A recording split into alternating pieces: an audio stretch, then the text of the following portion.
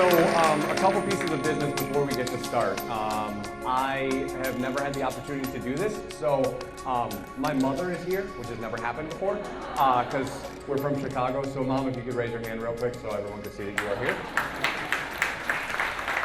And also, real quickly before we start, I know you're eating slows, and they were really impressed with the number of people that came here, and I said it was for the food. So I know you're not really here for me, so I appreciate that. But if you could, for a second, do an experiment for me, and everybody take your hands and place them in front of you, palms up, and hold them there until I tell you to stop. It'll be the longest 15 seconds of your life. Man, that brisket looks good, right?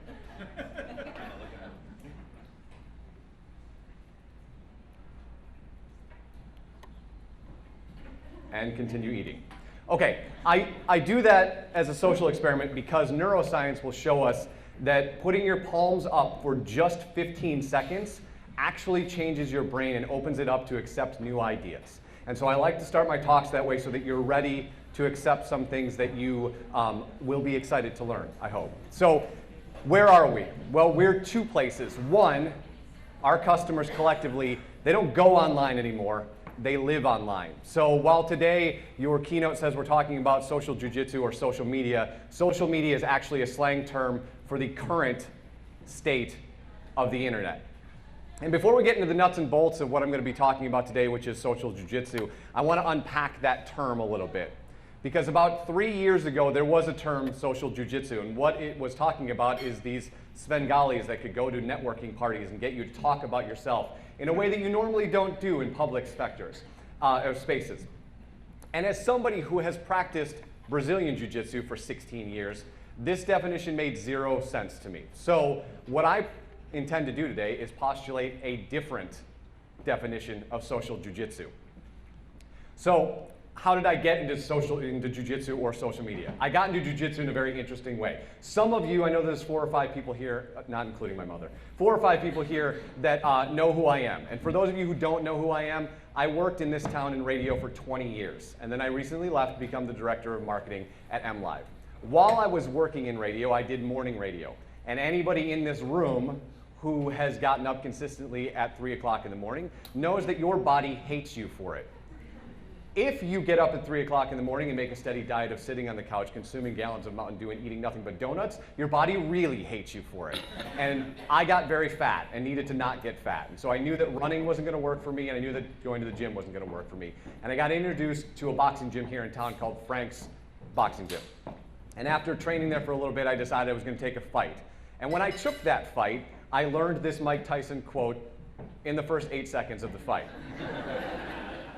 As the gentleman I was fighting broke my nose. So after that fight, I knew that boxing, as fun as I was having, was not the thing for me. I needed something that fit my body type a little bit better. And in this town, we happen to have a Hoist Gracie gym. And Hoist Gracie is the winner of the UFC, 3-time Hall of Famer, submission finishes in the UFC. He is the grandfather of Brazilian Jiu-Jitsu in the United States. And we were blessed to have a gym here. And I went down there and I started training, and I fell instantly in love with it. And if you don't know what Brazilian Jiu-Jitsu is, essentially it's submission wrestling, and the point of it is to submit your opponent and get them to tap or give up. Essentially what all of us want to do to our competitors. We want them to tap and give up so it makes our life easier. What this family did is take the idea of Jiu-Jitsu, which comes from Japan and is much more like what you would understand for judo, hip tosses and stuff like that, and morph it into this ground fighting game or submission wrestling. So to put it into a vernacular that we're talking about today, they took the map of the internet, and what social media has done is put it there. Because everybody here is using this as their first screen. I mean, as I was waiting to talk today, I saw that just about 96% of you had done something on your phone between the time that you got in here and the time that I got up here. And if I don't do a good enough job in the next 10 minutes, you'll go right back to doing that. And I know that. Okay, so Brazilian Jiu-Jitsu is often referred to as the gentle art, but today we're going to use a different definition because I think it's more apt for what we want to talk about. So we're going to use this as a definition. The physical form of psychoanalysis where a weaker position offers a powerful leverage, dominant positions are revealed to be traps, and the price of clinging to one's illusions is relentlessly exposed. And if anybody here has had success on social media against bigger brands, you know that this is true. Because people who do more posting on social that's authentic better posts, more highly engaged posts as opposed to just advertising on social seem to do a lot better, and that doesn't matter what size the brand is. And I'll show you why in just a second. So while I was training in jiu-jitsu, I found that the people that I was training against, the team members that were better than me, always seemed to have an extra limb that I didn't know we had. So they always had an extra arm or an extra leg and were able to choke me in places that I wasn't aware of you could do because I thought I had tied everything up. I bring this up because I know that a lot of us feel this way about social media. We figure out MySpace, it goes out of business. We figure out Facebook, in comes Instagram. We figure out Instagram, in comes Twitter. We figure out Twitter, dear God, there's Snapchat, right? So I bring this up because what I'd like to do in the next 30 minutes or so is eliminate some of the limbs of the octopus here and make it easier for all of us to understand what's going on in the social space and excel in the channels that you need to excel in. If you take one thing away today, it is that under no circumstances do you need to be on all these platforms. In fact, you will lose if you're on all these platforms and you don't know how to excel at them. You'll do a much better job if you pick the one that you're good at and stay there. If Twitter doesn't make sense for you, don't go on Twitter. There's no win for you in wasting time and doing terrible social posts just to say that you're on Twitter. So if you walk away with one thing today, I hope that you would walk away with that. Now, if jiu-jitsu still doesn't click with you, I have brought this, which I've done this talk one other time, so I promise this wasn't on purpose, but this was actually the only match my mother ever watched. This is my first, what's called no-gi, so it essentially looks like I'm wearing shorts and a t-shirt. And in 45 seconds, I learn a whole bunch of lessons that I'm going to share with you here in a second.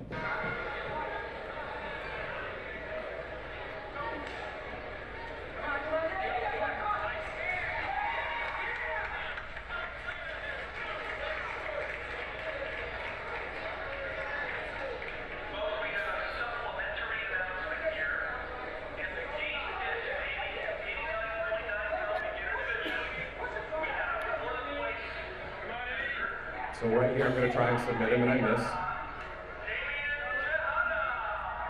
Then I'm going to attack his ankle and not really know what I'm doing. He's going to flip me over, and he's going to grab my knee. Okay, and he grabs my knee and bends it in the wrong direction. Now, wait. Before everybody freaks out, I just want to explain something.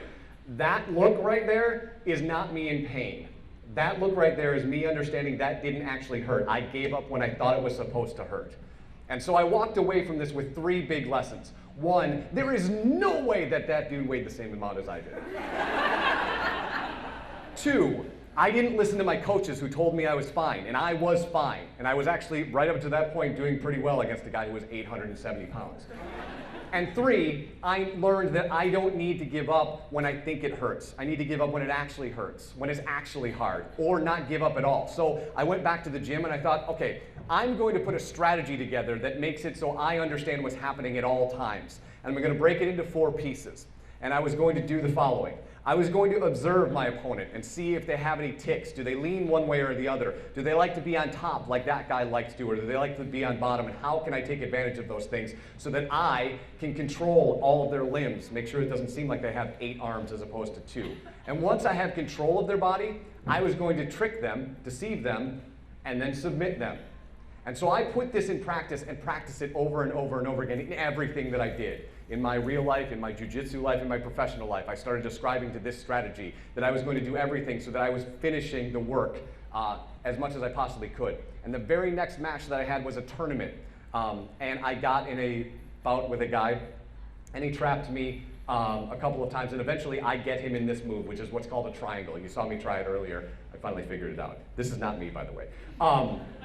But I finally figured it out. And one of the best ways to get out of a triangle is, if anybody has watched the WWF at any point, is to powerbomb your opponent. So this particular gentleman picked me up over his head and was going to slam me down on the mat. Now, he may or may not get out of the triangle, but I knew that he was going to lose that match if all I did is hold on, because it was illegal in that match. So he slams me to the mat, and I win because I knew that I was going to hold on and I understood the rules, and he clearly did not. From that point on, I kept that strategy going and going and going. And I didn't win every match, but I understood where it was at all points and understood when it actually hurt versus when it sort of felt like it hurt. And so I bring this up because I feel that this is a perfect sequitur into where we are today. Because Our customers are consuming media in a much different way. To put it another way, if they wanted to watch traditional ads, there wouldn't be Netflix, there wouldn't be Hulu, there wouldn't be Sling. If they wanted to look at ads in the newspaper, they wouldn't be flipping the page or not buying the newspaper at all. If they wanted to consume radio en masse, there wouldn't be things like Pandora or Spotify or Beats. And please, tell me about your successful billboard campaign when 49% of the people on the road are doing that. Right? There's a place for mass media, but it's not the only place. We've got to create a strategy that encompasses all the places that people are. I mean, not that I would advocate this, but you'd be better off buying a Facebook ad there than a billboard. I'm just saying. So, how does an art form from 1882 that looks like men dressed in various sundries of pajamas help you win at social media? That is a perfect question. So, what I've done is taken the same strategy that I used and converted it so that we can use it in a marketing space in any medium. We're talking about social today, but you can do this in any place. It works better in social for a various reason that I will explain to you right now.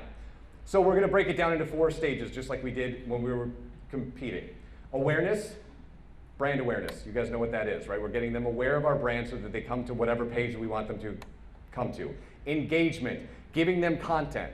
If anyone in this room doesn't understand that content is the game, you need to understand that content is the game. And once you have that content, we need to convert them into whatever we're converting them. Do you want Facebook likes? Do you want page views? Do you want uniques? Do you want to sell a widget? All of those things are byproducts of step 2, which I would say is the #1 thing that we should be doing. And then once we've converted them, we're going to move them into advocacy and let them do some of the advertising for us. Because they are spending all of their time, well, we all are, spending all of our time on this device. It's never more than 5 feet away from us at any one point during the day. We check it over 150 times a day. 150 times you take that out of your pocket. So, I've talked long enough about Jiu-Jitsu. Let's sweep the leg, Danielson, and get to work. All right, we will start with Facebook, and I start with Facebook because most of us have a love-hate relationship with Facebook. And that love-hate relationship is that the relationship has changed between marketers and Facebook. When Facebook started, it was this free, easy place that users could jump on and talk to one another and share photos and share moments and comment and like and all of those things. And we as marketers thought, hey, we can do that too. So we all jumped on and shared and commented, and like all good marketers, we ruined it, right? So Facebook has turned this into a pay-to-play space, which they should. Nobody in this room, not one human being in this room thinks that they should get a free TV commercial. Nobody in this room thinks that that billboard should be free. They don't think they should get a free radio commercial, but still, some people think that they should be able to jump on Facebook and advertise for free, and they wonder why they get 1 or 2% conversion on their Facebook page when they're not putting any spend against it. The great news is we know more about our customers now than we ever have, and Facebook has some of the best targeting, I think, on planet Earth, specifically in the social space. So here's just an example. I guessed a little bit today. So I played around in the Facebook targeting system. I picked people who are into digital marketing, social media, like the downtown market, maybe are page admins on Facebook, average age between 25 and 45. It turns out that there are 6,300 people. So I don't know where the other 6,200 are, but for the 100 that got here, congratulations. And you can play around with this as much as you want if you haven't gotten in here. You can use it for dark posts, you can use it to promote a post, you can even use it for Instagram, which I'll talk about later on. At the upper right-hand part where it says audience definition, it'll tell you if you're specific or broad or right in the middle. And that's a point where when you're running a campaign specifically on Facebook, you might find that while I've got 6,300 people that have raised their hands and self-admitted that they fall into these categories, that I might want to broaden this and take one of these categories off and see if there are people that might be into what we're doing today that don't say on Facebook that they're into the 3 things that I've picked. The one thing I will say is, like I said earlier, if you're putting out content or curating content, the one thing that you want to be careful of, and I alluded to this a couple minutes ago, is under no circumstances should you do this. And what this is on the left-hand side is a tweet about a running story. On the right-hand side is a Facebook post about the same story from the same brand. Why shouldn't you do this? Well, because if you're going to be on different platforms, there needs to be different reasons for the customers to follow those platforms. There is no reason for me to follow both of these platforms if you're going to put the same content in the same place, especially when it looks nearly identical. So Again, pick the lanes that you're going to be in and succeed at them. And Twitter is a big one. I'm not going to talk much about Twitter today because I think they're the most at risk of not being around sooner than later. I just think it's too hard to gain traction on Twitter. And you see a lot of brands doing this for this very reason. It's hard to sit on Twitter 24 hours a day and succeed. So you mirror your Facebook posts and hope that it works. And in most cases, it doesn't. So quick share of hands. How many people in this room would love to have 500,000 Facebook likes on your Facebook brand page? If everybody in the room doesn't put their hand up, I don't know why we're here. What if I told you that it doesn't matter? What if I told you that that number doesn't matter? And here's what I mean by that. Here's Noodles & Company. They have 500,000 likes, and they put a post on their page. Now, they didn't spend against it, but they put a post on their page that got 29 likes. No comments, no shares. Now, my middle school math will tell me that's not even 1% of their audience. The trick here is not how many people. The trick here is how many people care about what we're doing. The trick here is putting up engaging content that people want to read and consume and share with their friends. It's not getting the most likes, just like it's not getting the most page views. It's not getting the most uniques. Those are metrics that are necessary to measure, but those are not, I don't believe those are not the metrics that you can say that you're successful at. Because I can show you page after page on any brand that you would like that has 500,000, 1 million, 2 million. They may have bought most of them, and they get no engagement. So what are they doing here? Because if this was my brand, or I was telling this brand what to do, as opposed to putting up this vanilla post about, hey, are you running in a big race that doesn't have a name this weekend? Good, we're here for you. Check out this article that goes to Runner's World. What I might do in the digital space is go, hey, runners, here are 7 reasons that you should carbo load the night before a race, with a link to a blog post on Noodles & Company's website. When you click that link on the Noodles & Company's website, it pixels your phone. And when that pixel knows that you're at your race, it's going to serve you a coupon, giving you $5 off a dish at Noodles & Company. That's the stuff that we should be doing. They don't want to be advertised to. We know that. That's why we have DVRs. We don't want to watch commercials. We want to be talked to like human beings. And one of the things, if you're a brand or managing a brand that makes some content but curates a lot of the content, which a lot of us have curation issues, there's a platform on Facebook called Signals that I think is groundbreaking and fantastic. So this is what it looks like, and if you go to signals.facebook.com, you can sign up. On the left-hand side here is the trending that you will see on your right-hand side in the live version of Facebook. But some of these have not shown up in your right-hand side just yet. And they also have an emerging. So you can click on these and see what things people are starting to talk about that's going to end up in the trending. This is a great trick for organic traffic on Facebook because you essentially can inject your brand into a conversation before it hits scale. So think of it like this. It's either insider trading for curating content, or it's starting the Indianapolis 500 at lap 250. The other thing that they have is you can see what people are talking about in specifics, not just the content that you're seeing here, but by person. So here is public figures that people are talking about as of yesterday. So they're talking about Alec Baldwin. They're talking about Quentin Tarantino and the New York police wanting to boycott his new movie. You can see in sports. Now, the thing to note about Signal is it doesn't tell you if it's positive or negative. So while Quentin Tarantino is up and is 36% of the total conversation about actors, it doesn't tell you if it's positive or negative. You kind of have to click on the name and you'll see what people are saying. Sports teams. And then you can break that down into quarterbacks. Major League Baseball is up there, and they've got a couple other things. So Signal is a great thing for curating content. And if you haven't had a second to jump in and play around with it, I would highly suggest doing it because I have seen a 100% increase in my engagement organically by using this platform. Now, a word of note, it takes some timing, right? So if you don't have time to sit on it, you might not have time to succeed at it. So this is something that I try and do once a week where I set aside some time and catch a conversation that I find interesting that I can interject myself into. So now that we know some new things that we should put on Facebook and how we can curate content, we got to figure out how we're going to talk to our audience on Facebook. What sort of ways are we going to advertise to them? And if your brand or the brand you're talking to is not using video, I'm going to tell you this probably 11 times in the next 20 minutes, you are clinically clinically insane, okay? Clinically insane.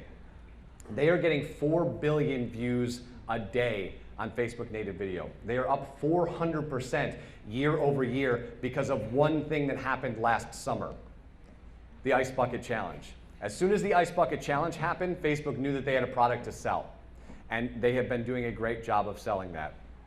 And we're seeing Facebook video perform 30 or 40 times better than all of the other campaigns that we're paying against, that we're increasing in some way, shape, or form, regardless of dollar amount. So 20 to 30% better engagement on video than we are spending against post, doing dark posts, or anything of that regard. And the really interesting thing is when you start mirroring Facebook native video with a mass medium. If you take TV and you put it in Facebook native video, you're getting engagement that any brand would be excited about. So if you've got a commercial that's interesting content, some people put out really great commercials. Think about the Super Bowl, right? And there's some really cool stuff happening here in town. If you've got that, or a piece of content that you put on television, you were on 8 West, you were on Take 5 or whatever My Michigan or whatever they call it today. You know, you were on TV in some way, shape, or form, and you put that on Facebook in native video and put a spend against it, you're seeing a 47% increase in ad recall after 3 seconds, a 74% increase in 10 seconds, 32% brand awareness, 44% purchase intent in 3 seconds. And if you boil it down to millennials, most of those numbers double.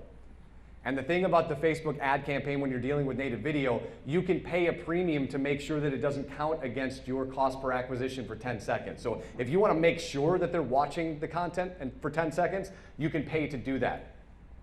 And I just think these stats are remarkable. And the amount of money that Facebook has made this year, they've made $17 billion, I believe, in advertising with brands jumping on board, and that's going to triple by 2017. This is a platform that if you're not spending money on, you should play around with it. And I'm not talking thousands of dollars. I'm talking $20, $100. I haven't spent more than $100 on a campaign that we've done, and the numbers that we're seeing are insane. And so if you've got a client that wants to spend more than $100, there's some huge wins on Facebook. And as Sheryl Sandberg said, they're having a Super Bowl on mobile every day. 400 million views, billion views a day. That's an insane number and something that we should all be jumping into. The other thing that happened 2 weeks ago is Facebook was talking about the dislike button. The dislike button was coming. Now, it's currently being beta tested in Spain and I think Japan, and it looks like this if you haven't seen it. It's not a dislike button, it's a series of emojis. Like, love, haha, yay, wow, sad, angry. And most marketers look at this and you have one of two reactions. Oh no, here come the emojis. Or you go, this is interesting. And why is this interesting? Well, now instead of just like, just comment, and just share, now I actually know, or know more than I did 5 minutes ago, exactly why they're interacting with it, right? So we'll take a real life example from Spain. Here's John Oliver talking about pumpkin spice. You've got a whole bunch of shares, a bunch of ha-has, 3 likes, 2 loves, 1 angry, which is clearly a college girl that you hate pumpkin spice latte, and 1.1 thousand shares. So you can now see and start to glean some information from your customer about exactly why they interact with the piece of content that you put up. And prior to this, you only had 3 choices. And the 3 choices were like, which we might call a slacktivist interaction. They just clicked like and didn't do anything. Comment, right now they actually want to talk about it or tag their friends in it. Or the big one, which was share.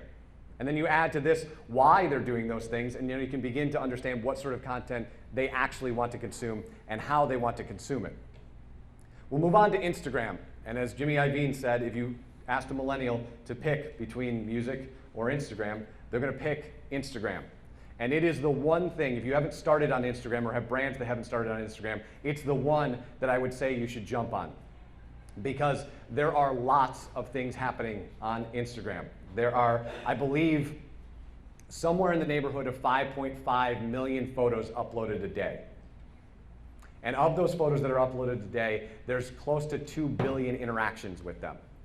Now, what does that mean? Okay, well, in English, it means you may have less followers on Instagram than you do on Facebook, but they're consuming more content on Instagram. And while most people think it's just food porn, There's a lot more things happening on Instagram. And as I said earlier, the targeting that I showed you from Facebook is available on Instagram. How you do it is a little wonky if you haven't tried it. You actually have to go to the Facebook Ad Manager and merge your Instagram account with the Facebook Ad Manager, and then you can begin to run ads for whatever brands that you're an admin over. And you get the same targeting. You can do the same sort of dark posts. So dark posts, if you don't know, are posts on Facebook that show up in the news feed but don't show up on the brand page. So same thing with Instagram. They would show up in the actual feed but don't show up on the profile when people go to click back to them. So it's a way for you to keep your ads in the news feed without your profile looking like it's nothing but ads. This is one of my favorite stories of what's currently going on Instagram.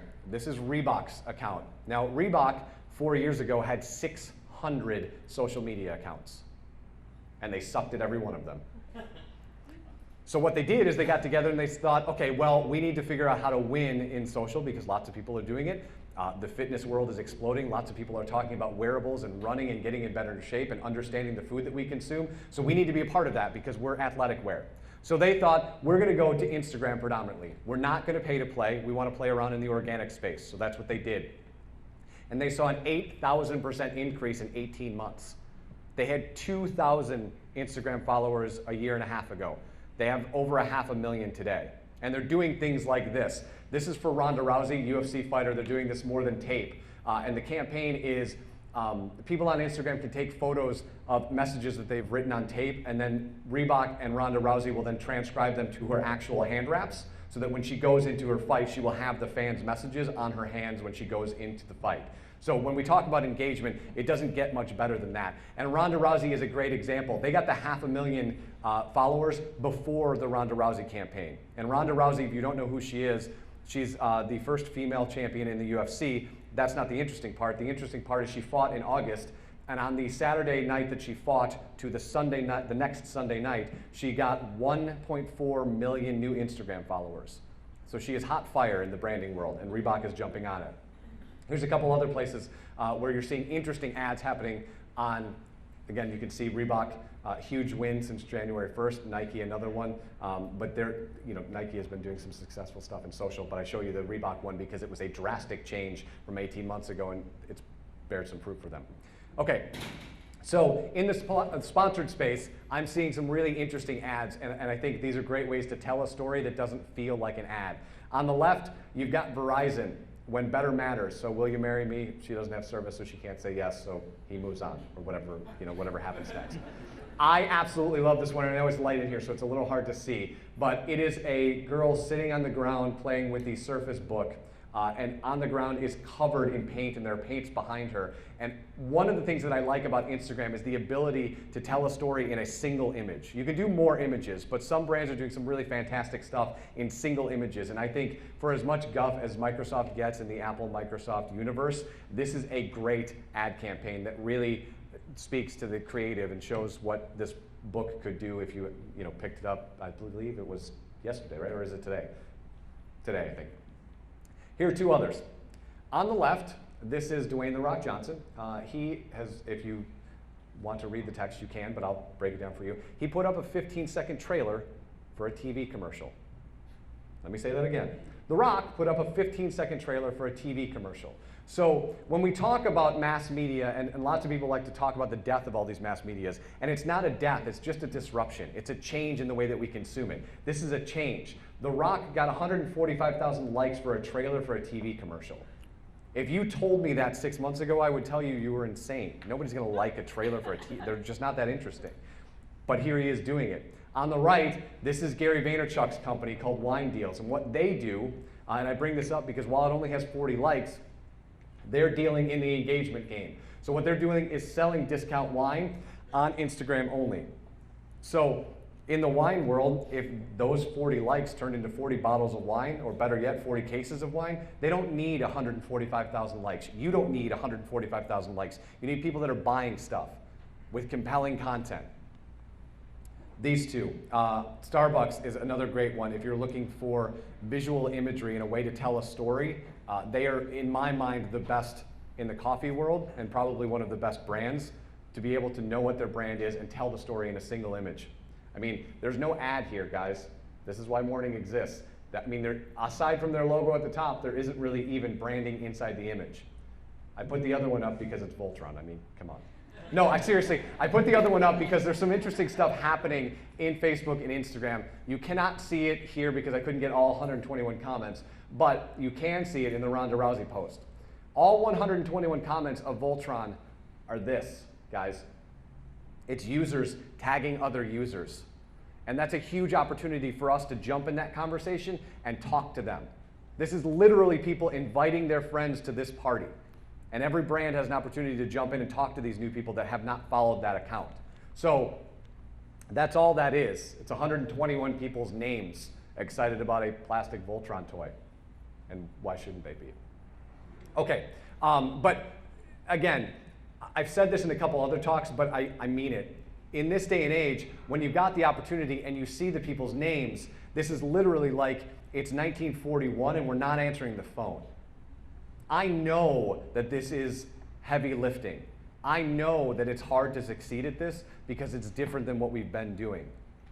There's no doubt in anybody's mind that it's easier to design that billboard and walk away than it is to spend all day long answering these people's names. But which one of these do you think will bear more fruit when you're talking about dollars at the end of the day? We spend all of this time creating the TV commercial, creating the newspaper ad, creating the magazine ad, creating your even your digital campaign. And then what do we do at the end of the day? We go, hey, Jimmy, nobody posted on the Facebook page today. Can you take care of that? And then we wonder why we're not seeing the success on Facebook.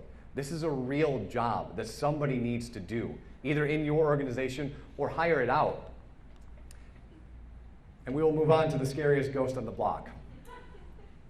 Some people love Snapchat. Most people, though, will answer things like, I don't get it, or this is where the kids sext, or I don't know why people use this thing. But let me tell you, there's a different explanation here.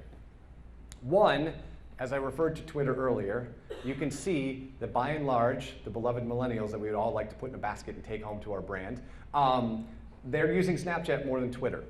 Now, some of it is about the DIY-ness of Snapchat. Some of it is about the look behind the curtain of Snapchat.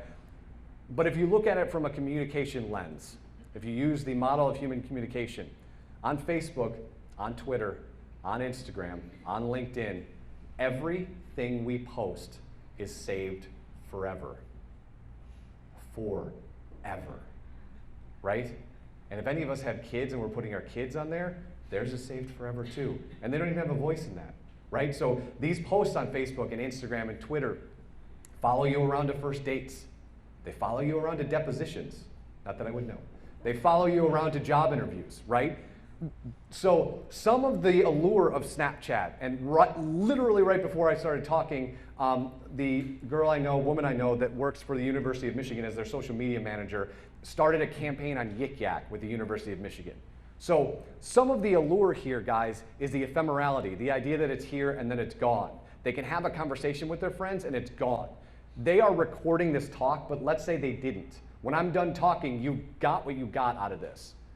When you're done having lunch with your friends, you got what you got out of that conversation, and then it's done.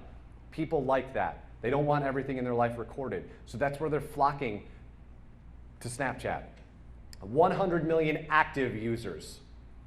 Active being the key term. There are a lot more users on the platform, but 100 million active users. 2/3 of them are creating content every single day. To put that in perspective, it's 9,000 photos a second. To put that in perspective, if you had 10 years to do nothing but look at snaps, you wouldn't be able to consume all the snaps that have happened between the time I started talking and right now. There's a lot of stuff happening on Snapchat. Now, if you haven't played around with Snapchat, we'll go through some of the slides, right? So this is what your user ID looks like. I'm actually using this a lot more for business, and before you laugh at me, let me explain. I'm using this a lot more for business than I thought I would, because I just hate having to remember to carry around business cards. I just never remember to do this. I do this though, and if somebody snaps a photo of that image, they have all my contact information. And I think that's a really interesting way to start to do business. And you can send messages via Snapchat. You can obviously send snaps via Snapchat. But the ability to connect with one another, and I know LinkedIn had a product that was like this that didn't really work out, but I find that this one's working a lot better for me.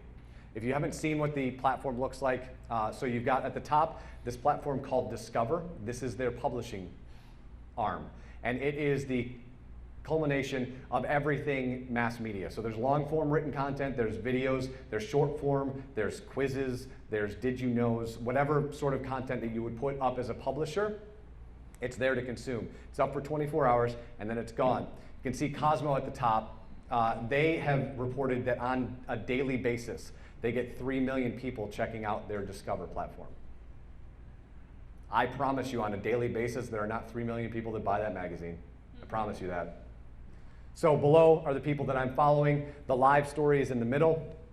You can see it in a different view. Discover started as its own page. It still is its own page, but they found that extra swipe kept people from discovering it, so they moved it back. One of the brands that isn't doing such a great job on Snapchat and will likely be removed probably by the end of the year is the Food Network, because they're just not understanding the way to use the platform. And that's a really important thing when you're using these social mediums, is that you understand how to use the platform. People aren't going to Snapchat. If you're a Food Network fan, you'll understand this joke. If not, I apologize. It'll be over in 3 seconds. People aren't going to the Food Network to watch Ina Gardner cook. That's just not why they're going to Snapchat. You've got to do something a little bit more ingenious. This is Kanye West. And if you watch MTV or you watch the Video Music Awards this year, you know that Kanye West announced that he's running for president in 2020. Don't everyone get excited all at once. That is not why I bring this up. I bring this up because the VMAs, as a television broadcast, saw 5 million viewers. Meanwhile, if we go back to the live story, right, that I taught one step down, the live story, the VMAs had their own live story that was running that same night. And so it was curating people's snaps of what was happening on stage. And the snaps of, remember, 5 million people watched the television broadcast, which was way more expensive than the Snapchat. On the Snapchat platform, on the live story, they saw 35 million people view his snaps for the live story. 5 million people for the television show, 35 million for the Snapchat. They've added gamification, so the app is evolving, so people that want to win awards, you can win some awards. They've added lenses, so you can play around with what your face looks like on Snapchat. I bring that up because October, right now, they've opened that up to advertisers. It used to be to get on Snapchat and advertise in any way, shape, or form, so in the live stories or wherever, it was $750,000. It's a very expensive platform, so it's not really, unless you have a plan, it's not a place to jump on instantaneously. But they are now selling these lenses to brands for $400,000 a day and $750,000 for high volume days. So think like Uber, or in a broadcast schedule, think about a holiday schedule. When lots of people are buying ads, they up the price. They have over $100 million in this ad platform that they've been doing since the middle of the year. Now that may or may not sound like a lot of money to you, but it sounds to me like a lot of money because last year they lost $128 million, and this year they've made it. So that's a good year. This is a platform that if you haven't played with it, I would urge you to just play with it a little bit, because like every other platform we've talked about today has started young and ends up going older, right? I mean, to use Facebook specifically, college kids start there, then it goes a little bit older, a little bit older, a little bit older, and then we get our grandmothers on Facebook and we all run away, right? And then we start over. And the same thing happened with Instagram. The median age of Instagram is 32. The median age of Facebook is 40. The median age of LinkedIn is 44. The median age of Snapchat is much younger, but it's scaling. And so this is one that I would say you don't need to throw, I wouldn't advise anybody to throw $200,000 at a guess on Snapchat, but I would tell you to download the app and know how it works. Okay, so to go back what we're talking about. Again, we've mostly been staying in the engagement world. And I do that specifically because I find that to be the most important step here that makes all the rest of it happen.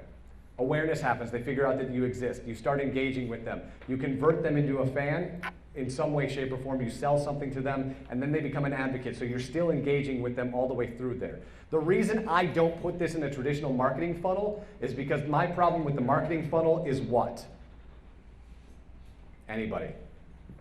It's got a point at the end, which means there's an end. There isn't an end. In the social space, there isn't an end. It's not like they like your page, they consume the piece of content, and then they quit your page. That's not what we want. We want a continued conversation. And so we've been talking the whole time about this idea of submission. And we want to submit our competitors. That's absolutely what we want to do. But with our customers, we want to do something different. And in jiu-jitsu, when you're practicing, this right here, you're trying to get a flow. So it's just you and your partner communicating non-verbally so that you can continue to exercise. You can continue to practice Brazilian Jiu-Jitsu. It's the same with neurology. Neuroscience will tell you that flow is that moment where you and another human being are having this seminal moment where you are just in sync with one another and having a great conversation. And that's what we want to do on our brands. We want to do this as many times as we possibly can. So while we're trying to submit our competitors, we want to create this flow with our customers. Because like I said earlier, they check their phones 150 times a day. 150 times a day. How many of those times are they going to check you out? Because if they're not checking you out 150 times a day or any of those times a day, they're checking something else out. Right? Every single person in here, there's over 100 people in this room. Every single one of you checked something different when you came in here. I don't know what any of that content is, but every single one of you has a place that you went on your phone, and you're going to do it another 149 times. It's our job to get in those places. Google calls it micro moments, and if you haven't had a chance to sign up for Think with Google, it's a great learning series where they talk about what's happening in the mobile space and how you can intercept them in these micro moments. And the idea being that people go throughout their entire day doing large things, going to lunch, driving to work, picking up the kids, dropping off the dry cleaning. And in between all of those moments, they do a lot of things that they don't realize that they're doing. Checking their phone, looking at Facebook, jumping on Snapchat, texting a friend. And these are the opportunities for marketers to jump in and catch them and have a conversation with them. We want to have conversations with them because that's what they want us to do for them. So without further ado, I know we're getting close to 1 o'clock and some of you might have to bounce. This is literally every way that you can possibly get a hold of me if you would like to. And it's at this point, if you guys have a couple of questions, I'd be more than happy to answer those. Anything. Go ahead. What about video one Periscope? Periscope. So I'm using Periscope right now. And I think, again, when you talk about ephemeral video, and Periscope, if you haven't used it, is Twitter's platform. It's the ability to take video, that video is stored for 24 hours, and then it disappears. There's some cool stuff happening there. My hesitant or my hiccup is that Facebook has their own product that they're going to launch that I think is 1,000,000 times better. And I think they scale better than Twitter does. And so as soon as that, they're using it right now for influencers. So there's a couple people that are on, they call it mentions, even though Twitter has a product called mentions. So I think when Facebook launches mentions out to the universe, it'll have a different name. But I think the Facebook one is much better for two reasons. One, again, the scale of Facebook. And two, it happens right in Facebook, so you can see all of the questions. Because the one thing I don't like about Periscope and I don't like about Meerkat is the questions only really exist as long as the thing is going on. And if you ask a question in the midst of, let's say, 10,000 people are watching a Periscope, if you ask a question in the middle of that, it's gone in like a blink of an eye and nobody has a chance to answer it. On the Facebook one, you'll be able to go back, and you may not be able to do it in real time, but you can go back and physically answer that question. And that goes such a long way to show that you give a crap about your customer that I think that product's going to be much better when they launch it. And I would anticipate January-ish. They're still testing it, but other questions? Go ahead, sorry. What have you heard about Facebook becoming a shopping platform? I've read that. So they do have the ability to do some shopping. You know, their goal, like any other goal, and I've said that, I haven't said this publicly, but I have the belief that their goal, because they've been name dropping Reddit, their goal is to actually be the front page of the internet, right? Not a kitschy catchphrase. They want us to spend all day, every day on there. So they've got plays to figure out how to be a bank. They obviously want to be in the e-commerce space. And I think Facebook with the e-commerce and there's a platform coming up called M that lives in the Messenger world that's going to be like their version of Surrey. And when you combine those two things together, that's going to be a really, really powerful thing for users to be able to just talk to Messenger and go, hey, I was wondering, is there any great barbecue places in Grand Rapids? And it sends them to Slows. And so I haven't had a whole bunch of time to play in the e-commerce space, but when you partner that with the ability for the user to ask them questions, much like 3 or 4 years ago when we were all trying to figure out how to win at SEO, I think you're going to see the same game, is how do you win it at being the thing that comes up when they want whatever it is that you do. Other questions? Go ahead. You say you're not a huge fan of Twitter. Can you elaborate a little? Yes, so let me step back a little bit. I love Twitter, personally.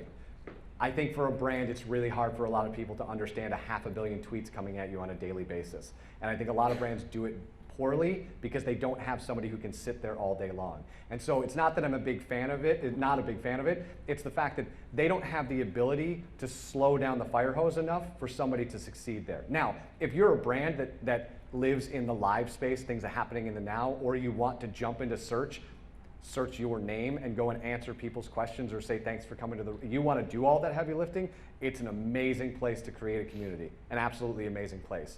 But if you're a donut shop down the hall that has 3 employees, you're going to hate having to do Twitter every day. It's going to drive you crazy.